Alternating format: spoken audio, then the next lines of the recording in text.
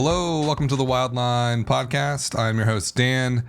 It's been a while. Went on vacation there for the holidays. It was an exciting vacation at the box office, but decided to take a little break from the show, spend some time with family, and kind of do all that stuff. But I wanted to do an end of the year show. Today is January 1st, 2017.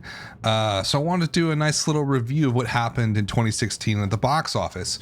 I'm going to go through as many movies as I can, kind of do some hot takes on each film, maybe get to the top 30. And then I'll probably do another show about what's going to happen in 2017, or at least what I think is going to happen in 2017. But for today, we're just going to walk through the top 20, 30 films of the year and just sort of get a little review and kind of riff on what happened well with the film. Was it a positive return for the film, or was it kind of a mess, or was it somewhere in between, which I think is going to be a lot of these movies sort of did okay. But obviously number one for the year so far is Finding Dory. It currently sits at $486 million, which I don't think was that surprising. I think most people thought that Finding Dory would be near the top of the box office. I did not see Finding Dory. I love Finding Nemo. I think it's fantastic. I like those movies. The recent ones like Zootopia, Inside Out, just very well done children's films, are just awesome. They're awesome movies, not just in terms of quality, but as like a business product. It sounds so weird saying that about a movie, but it is. And that's what the whole podcast is about. These are products that companies are selling to people. And it's all about whether they got a return on their investment at all. That's essentially what the box office is about. And the return on Finding Dory is going to be outrageous. So it did 486 here in the States and Canada. Worldwide, it's at just over $1 billion. Deadline usually does a profit and loss analysis of the top 20 blockbusters of the year, and they'll probably do like maybe the biggest flops too. I'm gonna wait and see what they say about the profit on Finding Dory this year, but my guess is that you're looking at $200-300 million profit. That's not revenue, that's profit in someone's pocket, and in this case it's Disney, and Disney has the top three films this year. Out of the top 10, they have 1, 2, 3, 4, 5, 6. 60% of the top 10 of the box office this year is Disney. They have had an absolutely outrageous year here, and I think their total take was like $2.9 billion at the box office. So really a banner year for them. Not much else to say about Finding Dory. I think it kind of performed like people thought it was, probably a little bit better. 500 million was probably a stretch for this, but it got to 46, so that's fantastic. Another thing too about Finding Dory, along with children's films this year that did really well, they stuck around the theaters for months. Right now with the release windows getting smaller and smaller, and they're talking about premium VOD, where a film gets released and then a couple of months it's on VOD for maybe like $10. In that environment, with Finding Dory, staying in theaters for 3-4 months, really unique and special. And I think Secret Life of Pets also had a run like that. So number 2 for 2016 overall box office, and we're just sticking to domestic. And maybe I'll eventually get more interested in worldwide box office. I'm not a huge expert on it, so I tend not to talk about it that much. I am a super nerd about the domestic box office because I've been following it for about 20 years. So I have a really strong frame of reference with it. So I know it's really good. I know it's really bad, but I don't know like what happens in the Belgian box office. Is that good or bad? Or the UK and China, I'm trying to get my head around. But we're just going to talk about domestic take, which is the United States and Canada. So Captain America Civil War came in at number 2. No surprise to anybody, at $408 million. It opened at $179 million back in May. I think with this one too, an interesting performance. Fantastic, I think, is the short take on it. But it wasn't really a Captain America movie. And I remember being on the boards and stuff in May and even in April, a few weeks before it was coming out, where people were arguing back and forth, like, what's doable for this?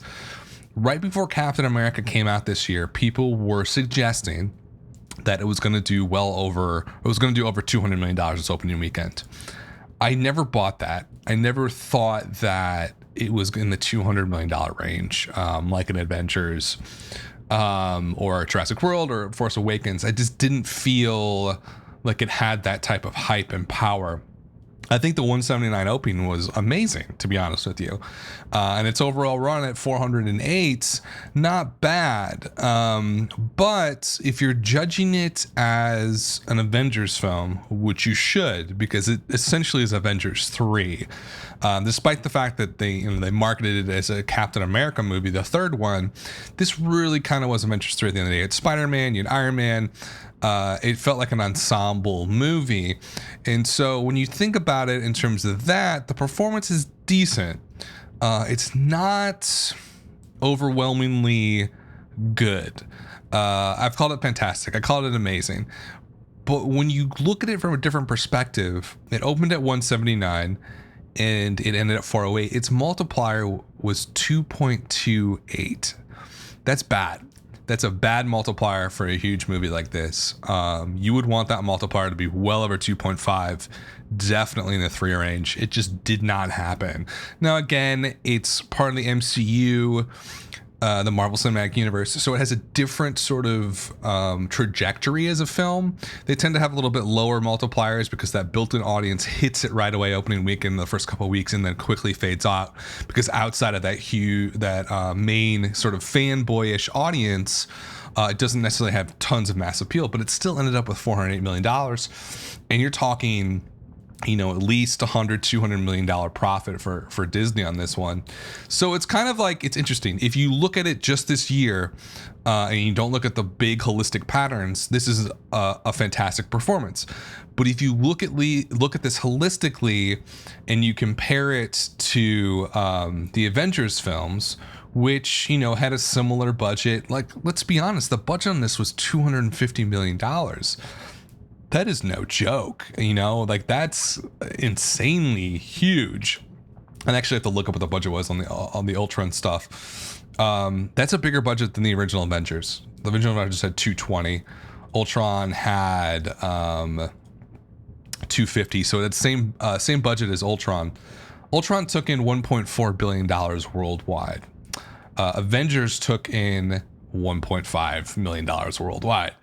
So a pretty consistent pattern there. Captain America took in about 1.1, maybe almost about $1.2 billion worldwide.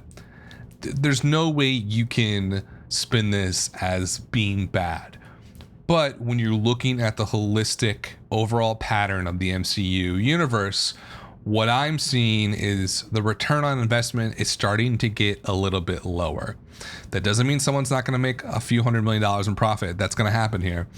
But what you are seeing is that for this $250 million budget, plus the outrageous advertising budget, which probably domestically alone was over $60 million, maybe 50, I don't know. 60 million, like the average film costs $45 million just to market a wide release in the United States and Canada. This was a huge blockbuster marketing campaign worldwide. I'm guessing north of $120 million for the whole thing.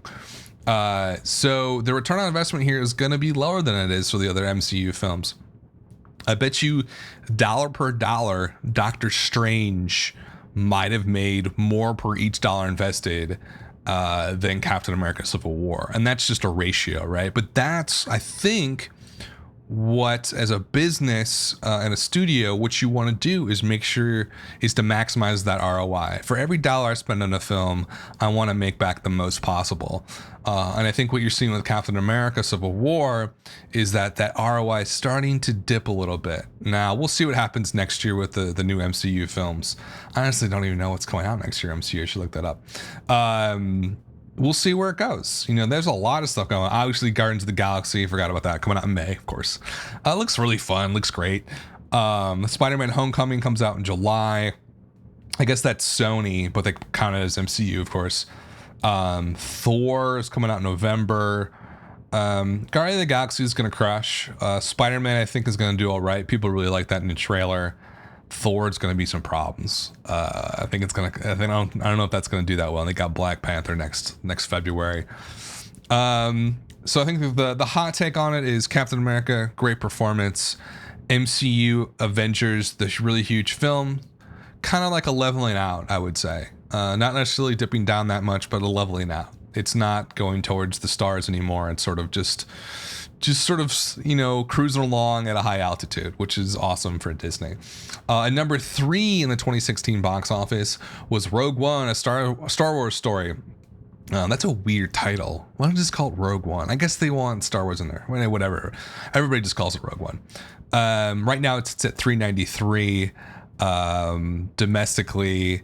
It opened at 155, and I had a whole show about this, a preview and a post show about it, and a review of that weekend. I think it was the last show I posted, actually.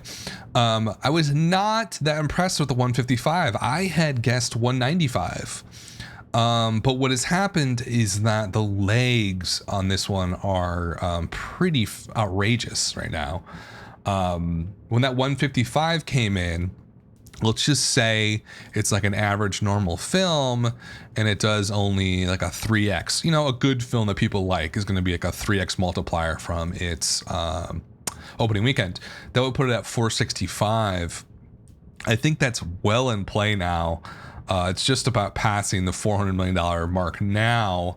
It's only been out for about 2 weeks, which is hard to believe. It feels like it's been out for a month. I think it's going to pass 500, right? I think this is going to be, the question is this going to end up being the number one film of 2016 and beat out Finding Dory at 486? I think it will. It's such a good film. I saw it a couple of times. I don't know. I'm not a big Star Wars guy. I thought it was incredibly well written and well done. And I'm going to be like, well, I won't say it's like my favorite Star Wars film of all time. I mean, the originals are so good. Empire Strikes Back is just such a phenomenal film. It is honestly the best Star Wars film I've seen since 2000 or whatever, 99, whenever the prequels came out. I thought it was so much better than Force Awakens. And I know that like all the fanboys will jump on that and be like, Force Awakens was a lot of fun. It was a lot of fun. It was a popcorn movie, but it was A New Hope all over again. And that's fine. And I enjoyed it. But Rogue One was super unique. And I thought very well acted, very well constructed. And the writing was just off the charts for a blockbuster film. Not to like attack Marvel or anything like that. Marvel has a great system set up where they can pump out a blockbuster, but I've never seen a Marvel movie that even comes close to the psychological and social depth and richness that was in the Rogue One script. It kind of blew me away. But Rogue One, I think, will end up being number one for the year once it sort of plays out over the next few weeks at the box office.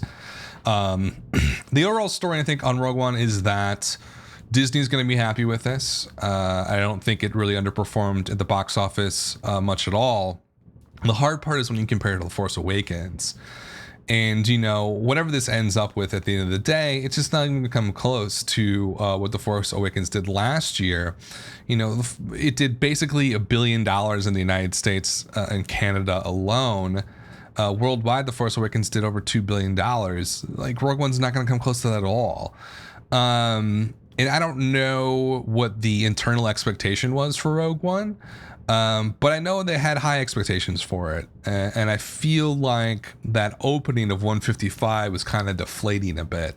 Now the legs have picked up and it's really changed course a bit. But I think they probably would have want to at least make $500 million on this domestically, if not a lot more than that. And it'll squeak past 500, I think. I'm not sure where it's going to end up. But I don't think it's going to hit 600 or anything like that. I think that's probably what they expected. Maybe an outrageous expectation because it's not a mainline Star Wars movie. But it's part of that world. It's part of that production team. And it is part of Star Wars. So you would expect it to be in that super high range. But it's going to end up number one for the year probably. So I don't think they're crying over that. That was number 3 at the box office right now. It'll probably end up as number 1. Number 4 at the 2016 box office for the year. Secret Life of Pets.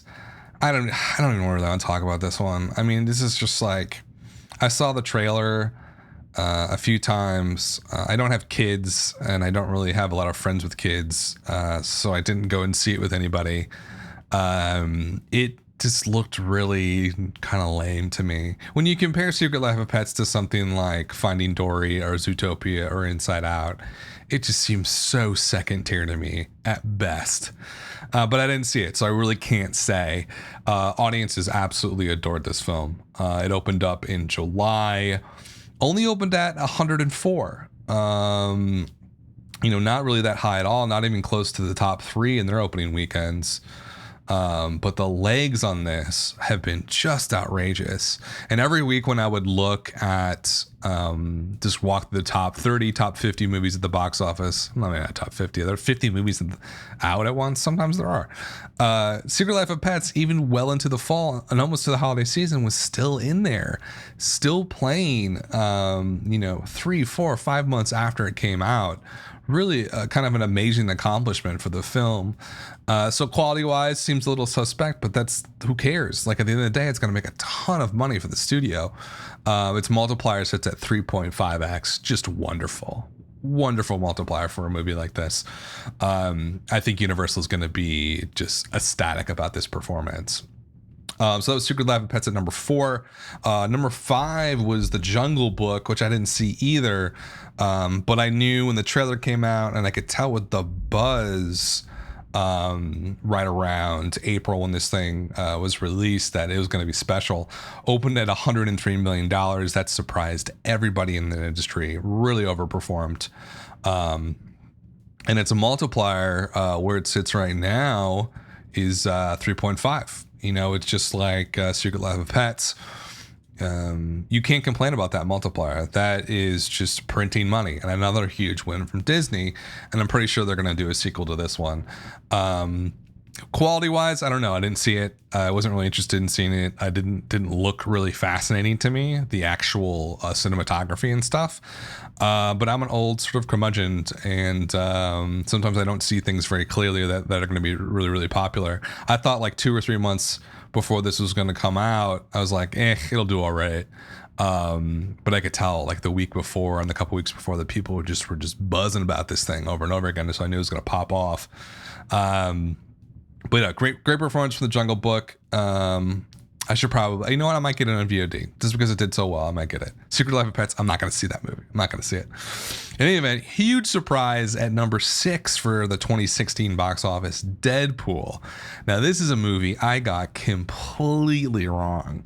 If you listen to the podcast and even today's podcast, I'm kind of like mildly irritated by the comic book phenomenon. I saw X-Men and the first Spider-Man in the early 2000s as like a young adult. And I was in college at the time, I believe. And I enjoyed those films, but the moment the sequels started coming out, I remember sitting in Spider-Man 2 opening weekend and being surrounded by people who were just like super enjoying it. And I was like, what the hell is going on? Like, it just really didn't make any sense to me how people were so much into that movie. I thought it was boring and stupid. So I haven't been a huge fan of the comic book movement that has been happening at the box office. From a business perspective, I find it incredibly fascinating, and I try and read everything I can about the phenomenon and Marvel and what they're doing. It's really outstanding, just awe-inspiring from a business perspective that they've been able to create this essentially movie factory like the olden days, like the studio systems in the 30s and the 40s, and just pop out these blockbusters that make a huge profit. So from that perspective, a really interesting, fascinating phenomenon.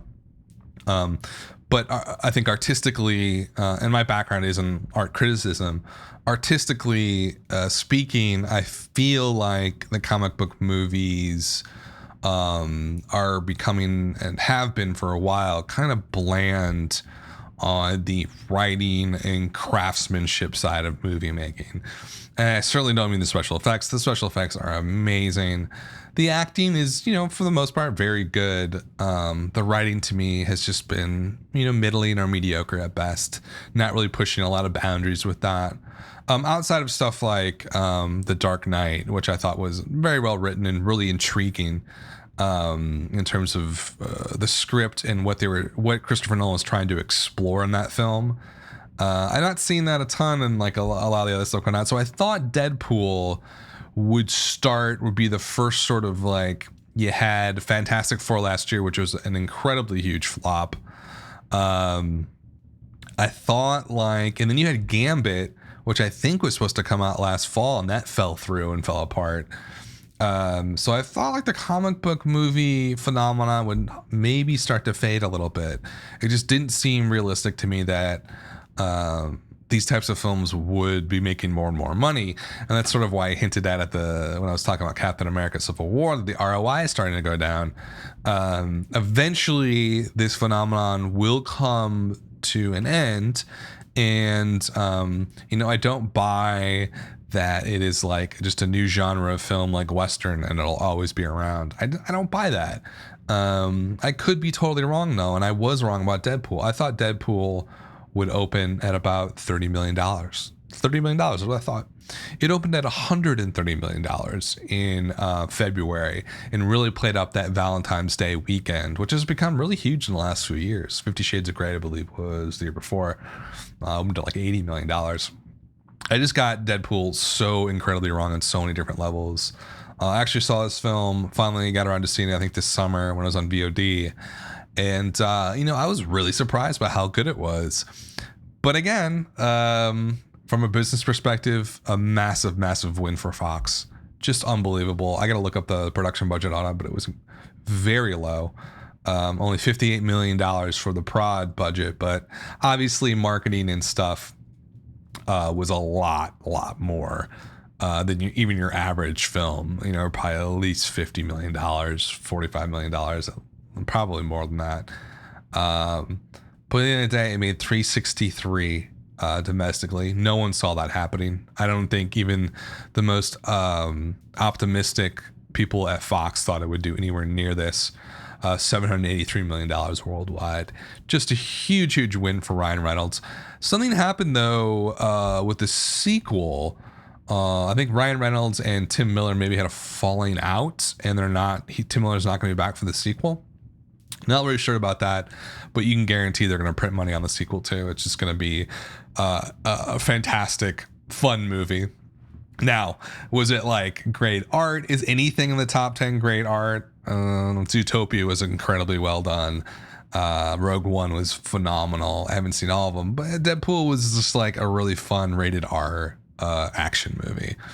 And we'll see how the sequel does. I don't think it's going to come out next year, obviously, but probably 2018 later on in the year it'll come out.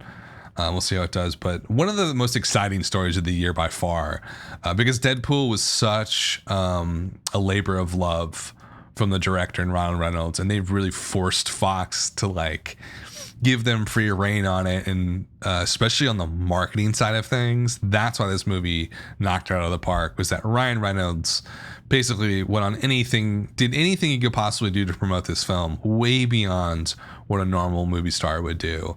And that's the reason why it was so successful. So that was number 6, Deadpool. Number 7, Zootopia, animated film from Disney. Fantastic movie. Had a killer teaser trailer come out, I think, last year. This came out in March of this year. Opened at 75 million. Ended up at 341. Like, that is the sign of a fantastic film. If you have a multiplier of over 4.5, I think that's probably the best multiplier for a wide release this year. And better than Secret Life of Pets and Jungle Book. So what you see there is it came out at the right time in March. I think it had a pretty wide open play until Jungle Book came out. So it had like a month and some of runway. And a 4.5 multiplier basically means everybody who saw the movie loved it. I saw it. I liked it a lot. I thought it was really well done. The ending was kind of lame, but whatever. 90% of the film was great. I think Disney is super happy with that too. Like a great performance overall by Zootopia. And I look forward to a sequel on that one too. I hope they stay in that world, because it was a really fascinating world they built. Number 8 was Batman versus Superman, and here's where everything until now has been like a huge win. Like the studios have been super excited about those performances.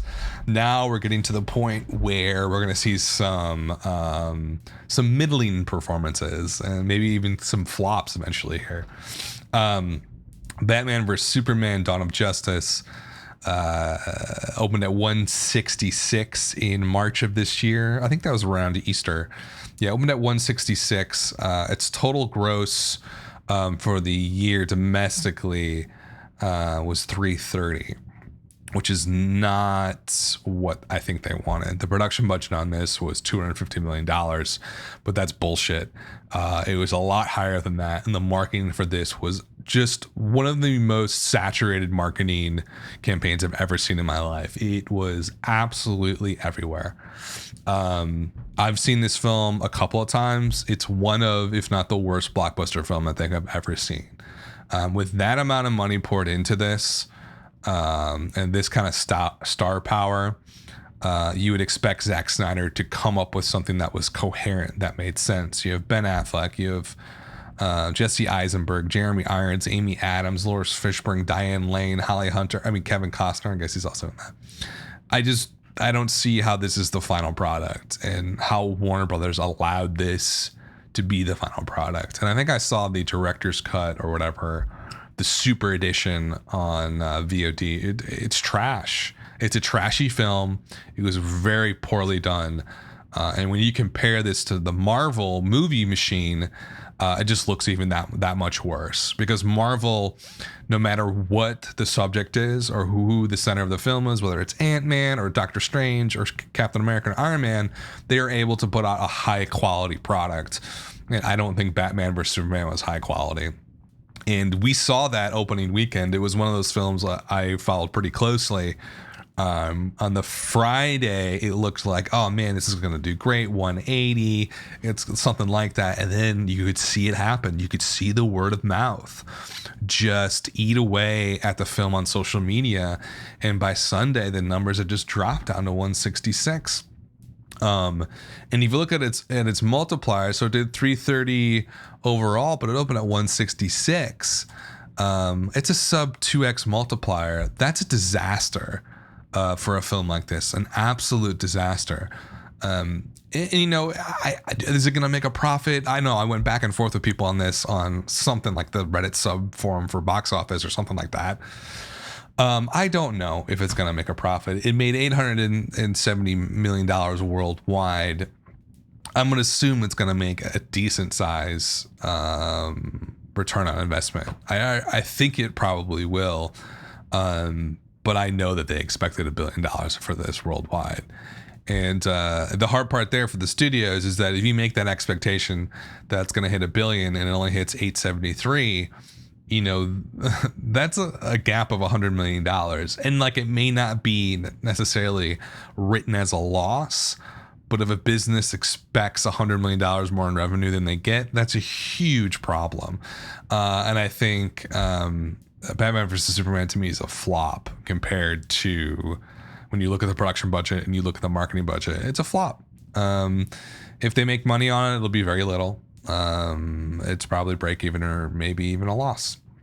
I don't know. Nobody really knows unless they're in the accounting division of Warner Brothers, but not a great performance at all by Batman versus Superman. And I think even more important than that is that people felt burnt by the film.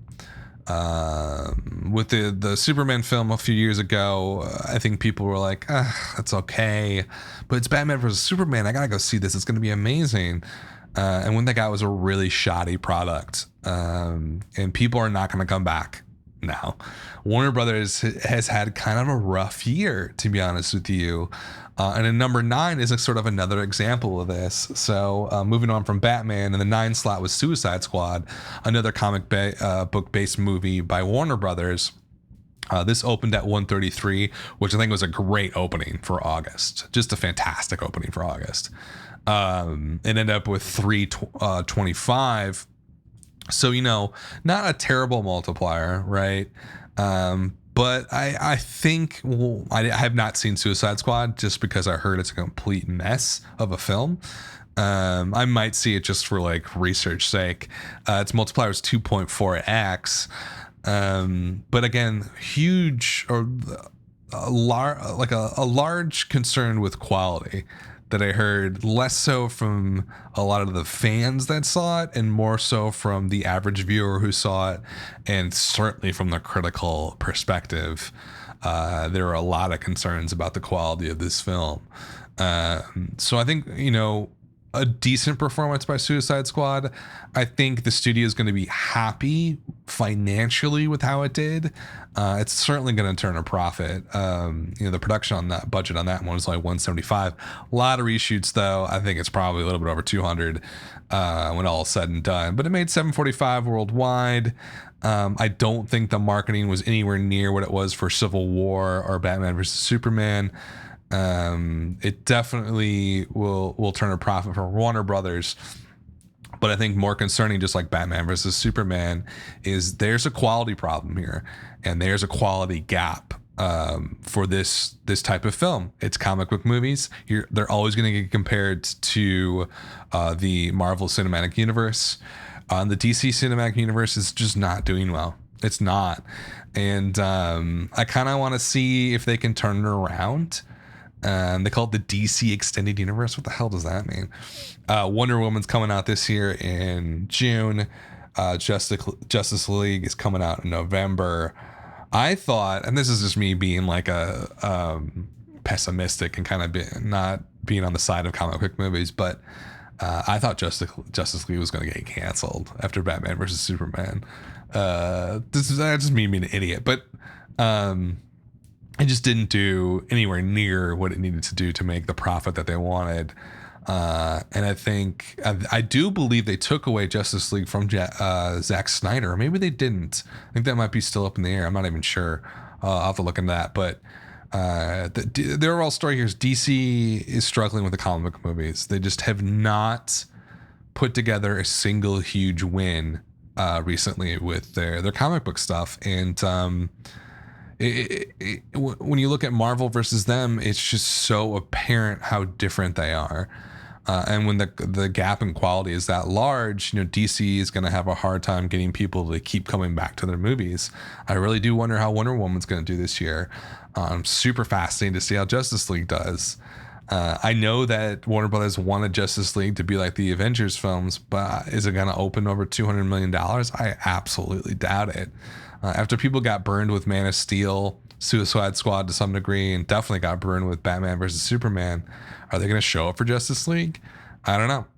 We'll see in November. But so it's like the story on both Batman and Suicide Squad is financially, Batman not great. Financially, Suicide Squad probably pretty good. They're going to make a decent profit on it, but almost at the cost of future profit because the quality wasn't there. Anyway, so Suicide Squad was number 9 at $325 million. And number 10, another Marvel film, we're just talking about him, Doctor Strange with $229 million. That might go a little bit up here because it's only been out for about a couple of months. It's probably still playing in like the budget theaters. And it'll probably hit VOD here in a month or so, in a couple of months. So 229 domestically, opened at 85. I think people like this film a lot. This was definitely to test the waters, I think. Marvel is just like, they just can't do anything wrong. Its multiplier right now is 2.7, which is good. With a kind of minor character, they really made this film work. And they certainly made it work on a marketing perspective. It felt like you could call it a comic book movie, but it didn't seem like Captain America. It had, or even Deadpool. It had its own vibe to it. It kind of seemed like a mixture of like The Matrix meets like Inception, and it seemed really cool. And so Marvel is just, they're printing money. They know how to hit all these sweet spots with audiences, and they are, I think, the most successful film studio right now out there. And we'll see how they do in 2017. I don't see it fading that much. I don't. A year ago or 2 years ago, I was like, this whole thing has to collapse. Like, there's no way comic book movies can keep making this type of cash. I grew up in the 80s and 90s. The comic movies then, just like, you'd have like a Batman or something like that every once in a while. It would make a little bit of, it'd be a blockbuster, but it wasn't like every 2 months there was a huge comic book movie. And now we're in this phase, and essentially at some point you would expect the culture to shift a bit. But what I'm seeing is that they're getting out of the cookie cutter stuff and getting into like the Deadpools and the Doctor Strange and really kind of diversifying the genre. So it might stick around for another decade or 2 decades, who knows? But number 10 was Doctor Strange, 230 million.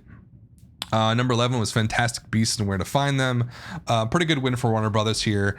This is sort of like the everything is a universe now. This is the Harry Potter universe. $221 million for Fantastic Beasts. Opened at 74. That seemed kind of depressed from what it should have been. I think overall it's going to be a decent win for Warner Brothers. I think they probably wanted to hit the $300 million range and just didn't get there. I don't think they're going to lose money on it, but I don't think they're going to be like it was a huge home run. I think it was a solid double for them. Moana at number 12, $203 million right now. Again, it's only been out for about a month and a few weeks or a couple of weeks. This one was interesting. Opened at 56. A lot lower than I thought it would. Its multiplier is going to end up being pretty good. Let's say it ends up at like $250 million, which might be just a little bit generous. It opened at 56. So you're talking, wow, over 4 multiplier if it ends up at 250. That's a great performance. But from that perspective, from a legs perspective, I thought it should have made more opening weekend, and I think it should have hit the $300 million mark, and it just didn't. For whatever reason, when it opened, it just didn't pop off like I thought it was going to over the Thanksgiving holiday. I don't know, but it's going to be profitable. I think Disney's happy with the performance. They're not going to be ecstatic about it. I think they definitely wanted to get over $300 million domestically for it. They just didn't. I don't know. I talked about this briefly. Like, it wasn't another Frozen for them. And I think not that they should expect to always, hit a grand slam like Frozen was, but at the same time, they expected this probably to do just a little bit better than it did. But not a flop. Not even really a middling performance, just like a pretty good performance, just like Fantastic Beasts, to be honest with you. I think both studios wanted those films just to do a little bit better, and they just didn't get there. Number 13 for the year, 2016, Jason Bourne. I don't know shit about this movie, I'm not gonna lie. Saw the trailers and stuff and looked all right. I didn't really even follow this movie. Opened up the end of July. Really weird spot for the holiday, or for the summer holidays. Because, like, I don't know, I'm not gonna get into why it's a weird spot, but last week of July, it hit 162 domestically, opened up at 60. I think Universal's going to be super happy with this. I think the Jason Bourne, it was the return, obviously, of Matt Damon to the Jason Bourne films. Its production budget was $120 million. So it wasn't anything outrageous in terms of that. The cost wise, marketing was probably pretty darn expensive for this.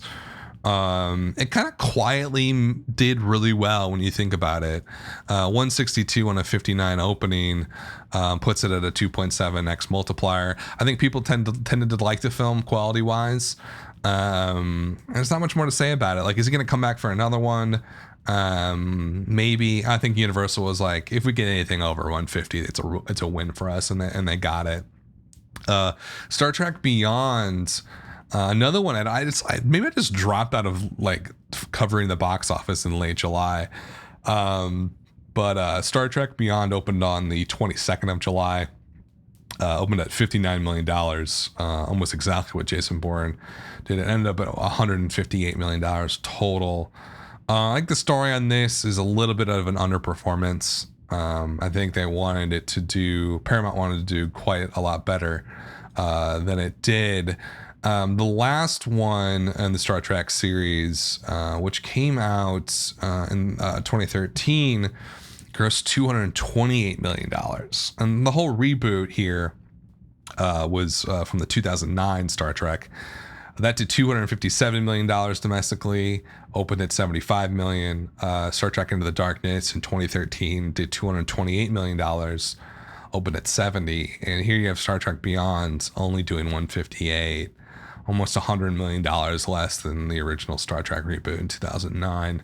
Not great. Diminishing returns is quite common with sequels, especially when they're grouped closer together.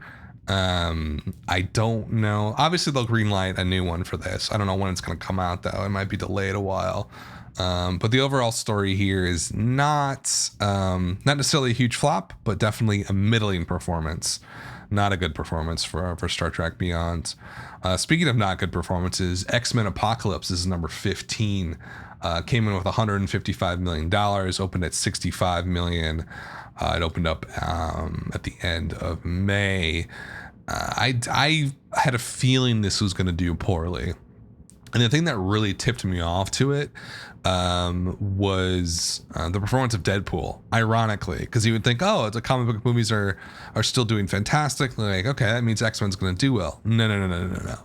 Certain types of comic book movies are doing well. Deadpool was so far outside the norm. It was hard R, really unique marketing, a very kind of cool take on the comic book genre, almost like a parody or ironic take on the genre. And X-Men Apocalypse just was not. It looked so like it should have come out 10 years ago. Like, it just didn't look interesting at all on any level. And when you take a look at the X-Men sort of universe, Deadpool is now the number one X-Men movie of all time. $363 million this year. The next closest one was X-Men Last Stand, which came out over 10 years ago. And I think X-Men Apocalypse just was the victim of not being that interesting. And the marketing was boring.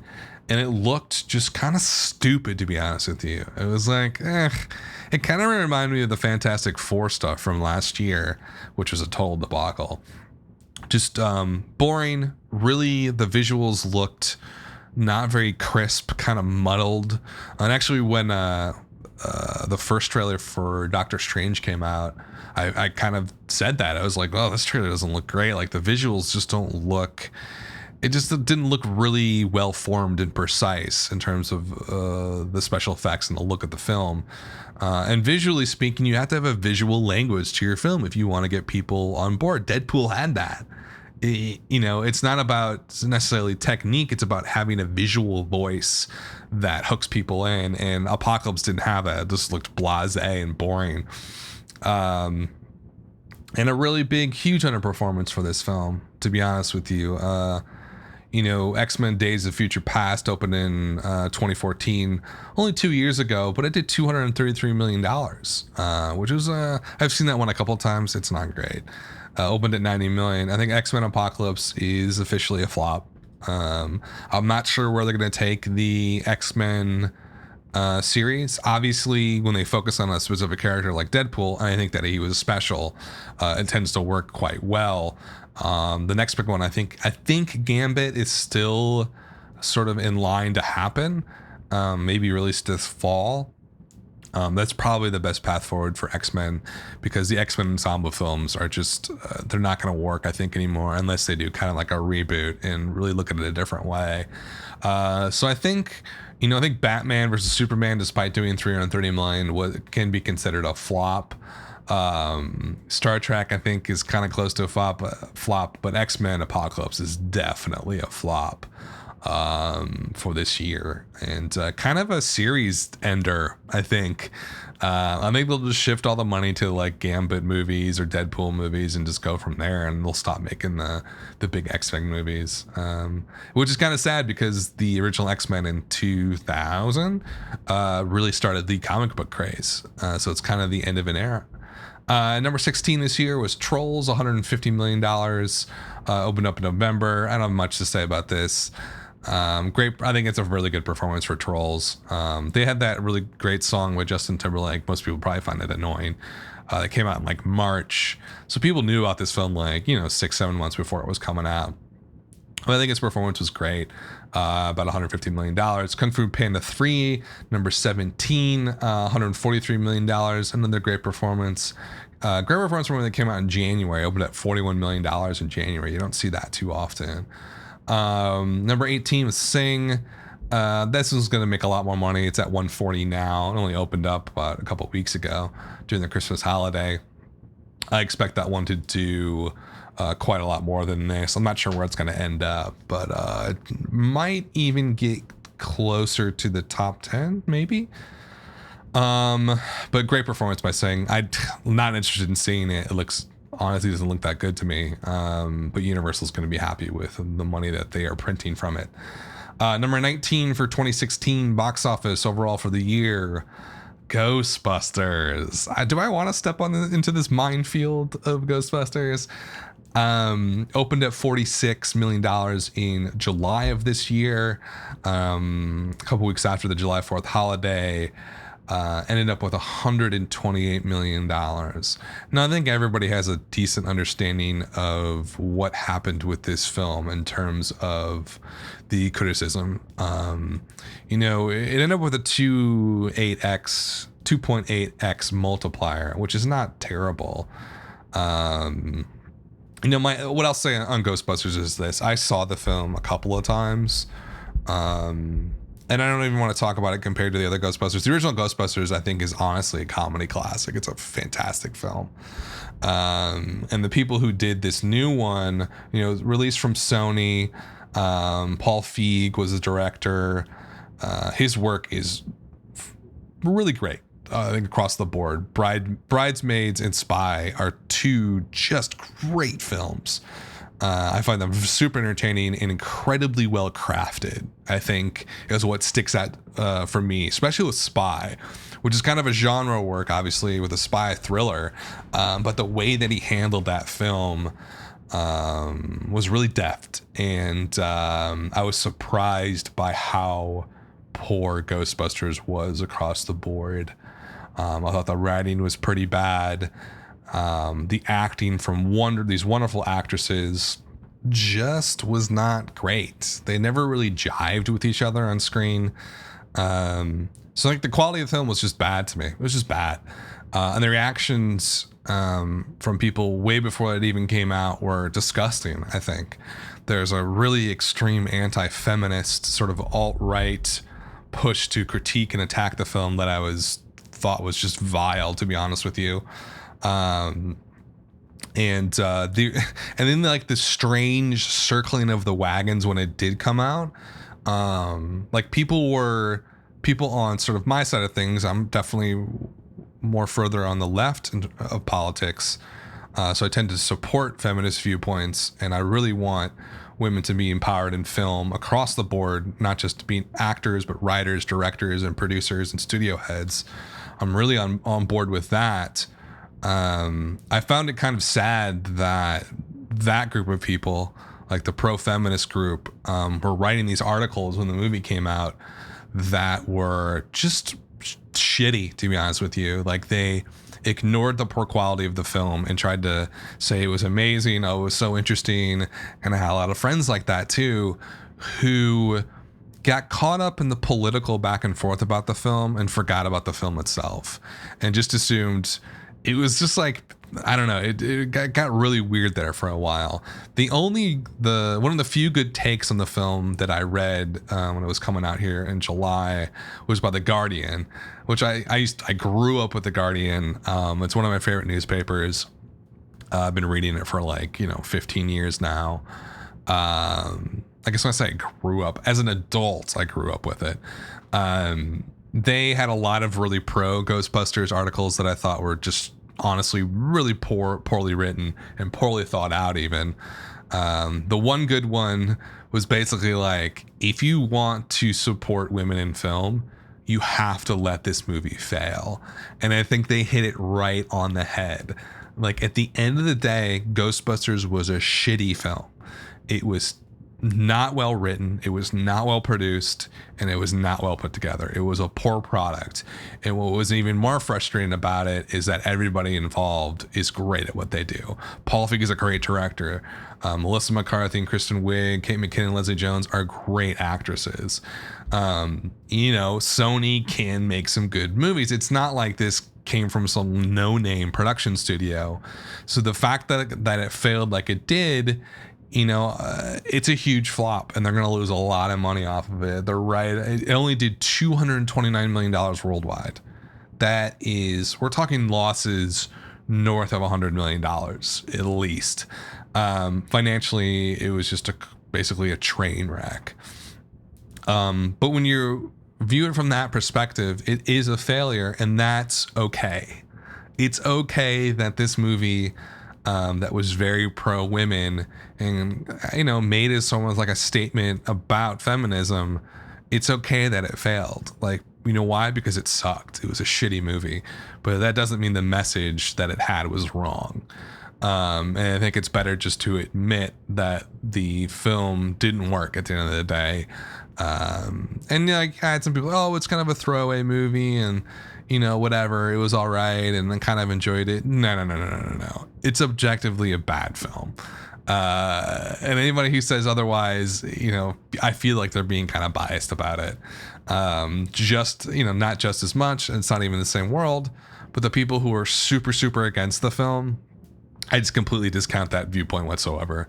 They're, anti-women, anti-feminist, all that kind of stuff. Like, they're basically useless, and their opinion doesn't matter at all. But I think in the general population, the film just didn't work very well, and it sucks, and it's a flop. And that's too bad, because the people involved are very talented. And, this happens a lot in the film industry, and people don't realize it. Like my film heroes, I point to someone like Wes Craven. Wes Craven is probably one of the most influential film directors to me, but he's the greatest horror film director in American history. I think he's better than the other one I would point out to, John Carpenter and George Romero. I think he's better than both of them. He revitalized and revolutionized the horror genre 3 times in the 70s with Last House on the Left and The Hills Have Eyes, in the 80s with Nightmare on Elm Street, and in the 90s with Scream. No one else has ever done that before. Just a real giant in film. Look at his IMDb and look at all the flops that he had. So that's like, it makes people realize the film business is not always going to be, no matter how good or talented the people involved are, there are going to be times when things just don't work out. And Ghostbusters is one of those, unfortunately. And it's sad that it was in the middle of this huge election year that was very feminist, anti-feminist, and it got mixed up in all that. But in the, end of the day, it's just not a good film, financially. A disaster for Sony. But anyways, let's keep moving on. I'll probably make it to the top 30 if I'm lucky. So at number 20 was Central Intelligence. I didn't see this one. It came out in June. Did $127 million overall, opened at 35. I think that's a great performance for this film. I can't expect they were looking to make more than, about 125, 150-ish in that range. So I think Warner Bros. Will be happy with it. Number 21, kind of surprising, Legend of Tarzan, opened up at 38 in July. Ended at 126. I'd pegged this as being a huge, massive flop. And I don't think that Warner Brothers is going to be like, oh yeah, this was amazing. The production budget was $180 million. It's probably still technically a flop and will be a loss for Warner Brothers, but I think they're breathing a sigh of relief, because based on what I was seeing and hearing, the fact that this made over $100 million is kind of a miracle. Everything was going against this film. It just felt like a flop. It felt like a totally uninteresting movie to really do something like that. Another Tarzan movie. It's 2016, or not, it's 2017. What are you thinking? Like, this isn't 1965 or 1970. You can't release a Tarzan film. So, definitely a flop at the end of the day, but not the massive historical flop that I thought it was going to be. Big surprise at number 22, Sully, came in at $124 million, opened at 35. This opened in September. I kind of called this one. I felt like this was going to do very well. Tom Hanks is a national treasure. We all love Tom Hanks. It was a really interesting story. Everybody knows the story about the plane landing in the Hudson and everybody surviving. So yeah, it played really well with everybody, and I got to look at the multiplier on that. It's insane. Also like a children's film multiplier. I will say that I actually didn't get around to seeing it in the theater, but I saw it actually this weekend. Was just kind of bored, wanted to see what was on VOD, and this popped up. I was like, I gotta see Sully. It did so well, and I talked about it so much. I gotta see it. I don't like Clint Eastwood films. I'm just gonna put that out there. I hated American Sniper. I thought it was terribly done. Sully, equally bad. I won't even go to the details of it. It kind of bore people with that sort of stuff. I just thought it was financially a huge success, absolutely huge success for Warner Brothers. They're just really excited about that performance, quality wise. Whatever. 23, Bad Moms, very surprising as well. Another big surprise. This is a fun movie. I saw this one. STX. This is their first entrance here in the top 30 for the box office of 2016. Bad Moms opened at $23 million. What did I? Sorry, yeah, same weekend as Jason Bourne, the end of July. Opened at $23 million. Ended up with 113 overall. Just fantastic. That actually might be the best multiplier of the year. 4.9 was the multiplier. That beats out Zootopia. I don't know what it was about this movie. I had a friend in New York who was workshopping a script that I think was just like this film. And I don't know what happened. This was a few years ago. I think this script won out or something like that, and this one got produced. But it was an interesting movie. I don't know what this says about the box office. Like, who was the audience for this film? It's not men, right? So take out the over and under 25-year-old men for this film. So you basically, it's under 25-year-old women we're going to go see this? I don't think so. So you basically have a one quadrant grand slam here for women over 25. The quality of the film was pretty good. It wasn't amazing, but it connected with people. And this is a really much needed win for STX as a newer studio, as they're trying to get their sea legs here. This is the hit that they needed, and they're going to need a lot more if they're going to want to stick around. But a great performance by Bad Moms. Number 24, the Angry Birds movie, $107 million, opened at 38. Not much to say about this one. Kind of reminds me of Trolls. Decent performance. I think Sony probably wanted to do a little bit more than that, maybe the 130, 150 range. Didn't get there. So that kind of a middling performance. Number 25 for the 2016 box office, Independence Day Resurgence, ended up with $103 million, opened at 41. This to me is probably the biggest flop of the year. The original Independence Day came out 20 years ago. There's been a huge sort of resurgence of nostalgia for it. Looking back on Independence Day, it is a really, really good action movie. It was one of my favorite movies at the time. I saw it like 10 times in the theater. I had thought Independence Day was going to open at like $150 million. I thought it could have been like Jurassic World. I really thought like it could I don't know, maybe open at $200 million. Who knows? If Jurassic World did that, why can't Independence Day do it 20 years later with its sequel? Nothing connected on this movie with anybody. This will be, I think, financially the biggest flop of the year. We're talking losses, at least $100 million, maybe $200 million for this one. Just awful for Fox. It's too bad. I think they had a really cool opportunity to make a lot of money with this franchise, and they just didn't do it. Number 26 for the year, like The Conjuring 2, opened at $40 million in June of this year, ended with 102. I saw this one. I'm a big horror movie fan. It was okay. Way too long.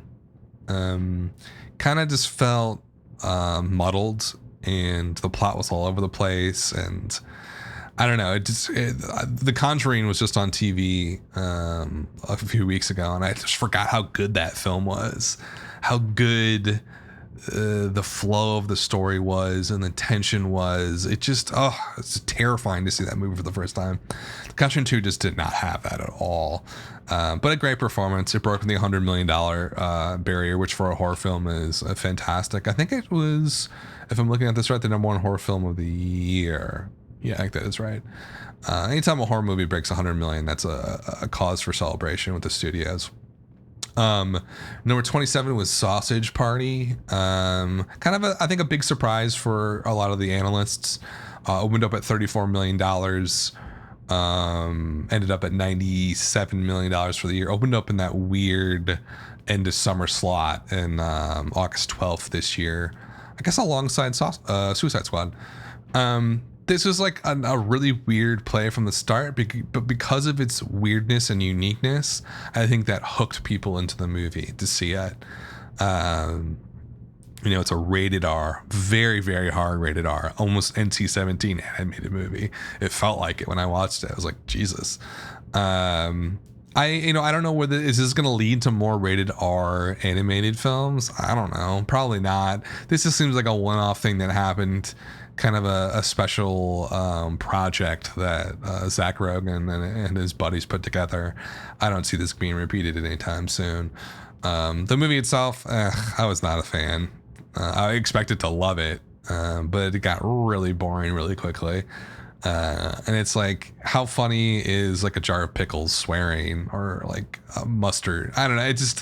It was so juvenile, but not like, it was weird. It's like South Park does this so well, where it's so juvenile and so stupid that it like comes around, it comes full circle, and it's just, and they kind of have like a cool message to it.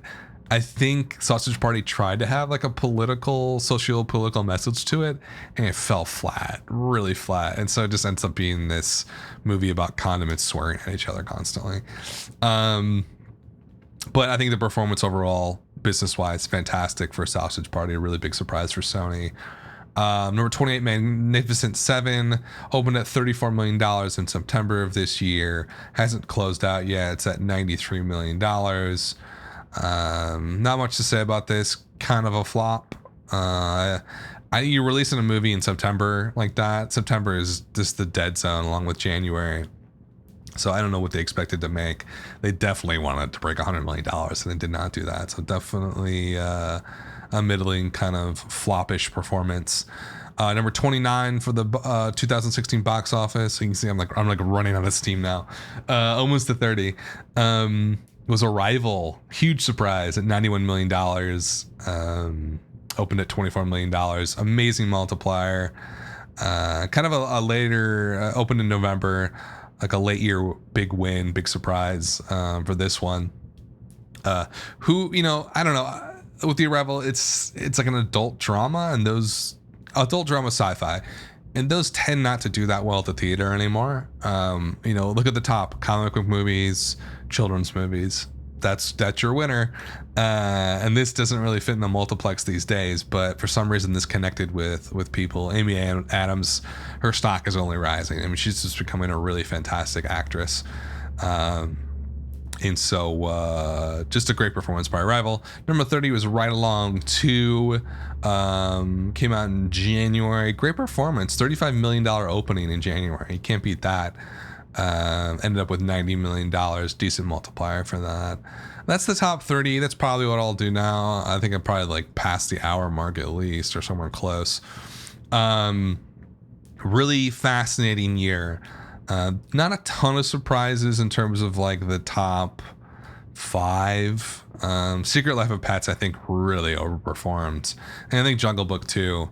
You start looking at the top 10, you would expect that Batman versus Superman would be in the top 3, and it's in the 8th position. I think it's just a big flop for Warner Brothers on that.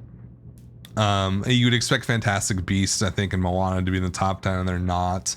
Maybe Star Trek, X-Men 2 being up there.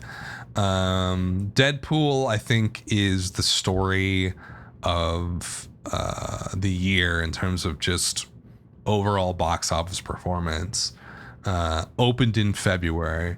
And although Valentine's Day is becoming like a bigger weekend now, February has been a dead zone for since the box office began. It's cold out. People don't want to go outside. People aren't that active. People aren't like getting back into the groove with school and work after the new year. It just tends to be a super downtime of the box office. And Deadpool basically broke every single rule of the box office this year. It makes no sense why it did so well, but I think it's a harbinger of where the box office is going to be going in the next few years. If you want your movie to do well, you have to have unique marketing that speaks to people under 40. And people under 40 are very different nowadays. Like millennials, what do you want to call them? But it's even the generation after the millennials, people who were born in post 2000. That's like a whole different universe for marketing and studios to kind of connect with those audiences. And for some reason, I think this Deadpool did something so right on so many different levels. And someone can write a book about it one day. But to me, that's the biggest story of the year. And it's the movie I got probably the most wrong of the year. I thought Deadpool was going to be a big flop. I was like, what's like this X-Men side character that nobody knows anything about? It's opening in February. The comic book box office had been tapering off last year with a couple of flops. I thought Deadpool was kind of going to be dead in the water.